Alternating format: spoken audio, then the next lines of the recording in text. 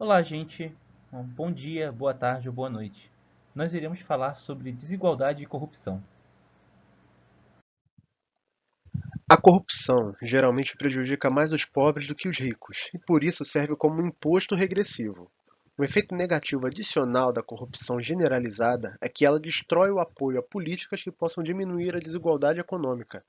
Essas políticas, como sistemas universais de saúde, educação e seguro social, por exemplo, serão difíceis de estabelecer em países com corrupção generalizada, justamente porque a corrupção destrói tanto o social quanto a confiança política. Para a maioria das pessoas, o bem-estar humano poderia ser melhorado se a desigualdade diminuísse na sociedade. É importante considerar a quantidade e o tipo de solidariedade necessários para produzir políticas públicas que valorizem a igualdade econômica e se essa ação pode ser realizada politicamente. Devemos começar entendendo que o nível de solidariedade na sociedade não é culturalmente determinado. Algumas sociedades são mais igualitárias do que outras porque possuem algo a mais em sua cultura, o que promove essa igualdade. Em suma, é o design específico de instituições, não a história ou cultura, que importam para a possibilidade de estabelecer políticas sustentáveis que reduzem a desigualdade. Quando se tenta ganhar apoio político para a diminuição da desigualdade, é importante começar pelo entendimento correto de natureza humana, principalmente se quisermos que o impacto seja duradouro. As ideias sobre a natureza humana vêm, ao longo do tempo, sendo estudadas pelas ciências sociais, e a teoria mais convincente vem do trabalho realizado em uma pesquisa experimental baseada na ideia de reciprocidade, refutando a ideia de um ser humano egoísta movido puramente por seus desejos pessoais. Interesses pessoais são um fator importante quando as pessoas decidem como agir, mas está longe de ser o ponto dominante na tomada de decisão quando nos referimos à solidariedade.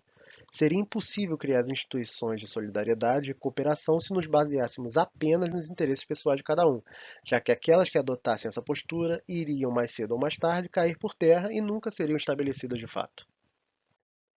Ou seja, se todos agirem fora do modelo, cedo ou tarde irão se conduzir a uma situação desfavorável para todos, o que também é conhecido como social trap ou armadilha social.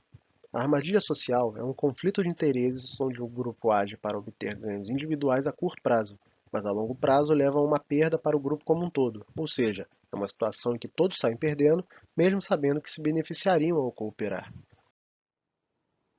Nos estudos feitos sobre a natureza humana, também foi visto que comportamentos altruístas naturais, ou seja, sem incentivo externo, ocorrem normalmente e somente em círculos próximos, como família e amigos, tornando muito raro ou imprevisível para se construir sistemas sustentáveis.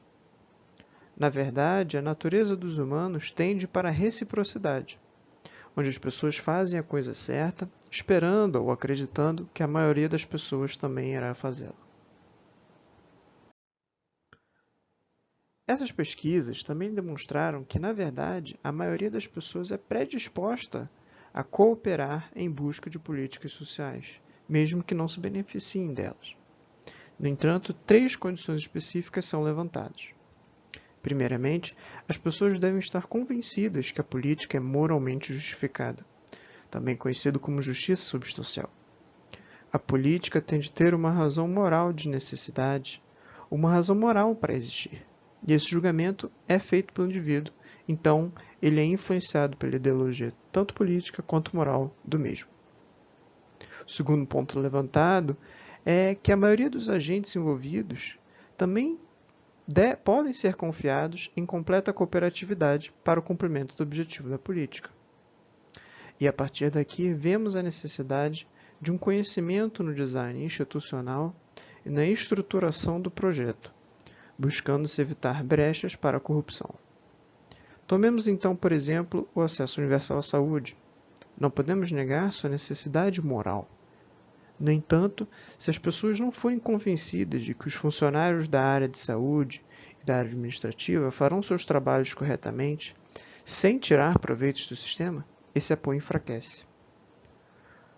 O terceiro ponto levantado foi que as pessoas precisam ser convencidas de que a política pode ser implementada de maneira incorruptível e justa, buscando evitar cair na armadilha onde todos são iguais, porém uns são mais iguais que outros.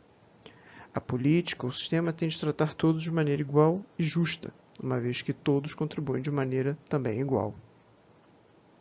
Estudos recentes apoiam a ideia de Rawls que a percepção do indivíduo sobre a corrupção, tanto na sua sociedade quanto em instituições públicas, afeta o seu suporte a campanhas sociais promovidas pelas mesmas.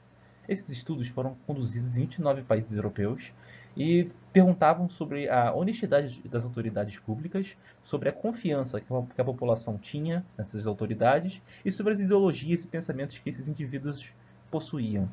Eles demonstraram o seguinte: cidadãos que apoiam a igualdade econômica, mas que não acreditam em seus governos devido às corrupções na esfera pública e outros escândalos que acontecem com frequência, também apoiam menos taxas e menos gastos sociais. Em contrapartida, as pessoas que possuem as mesmas ideologias de igualdade social e econômica e que moravam em países europeus onde tem-se a percepção de que o governo é justo e que faz um bom trabalho com o dinheiro pago através dos impostos, apoiam o aumento de impostos e gastos a favor de ações sociais, ou seja, não se preocupam se o governo exige um aumento de taxas para beneficiar a população.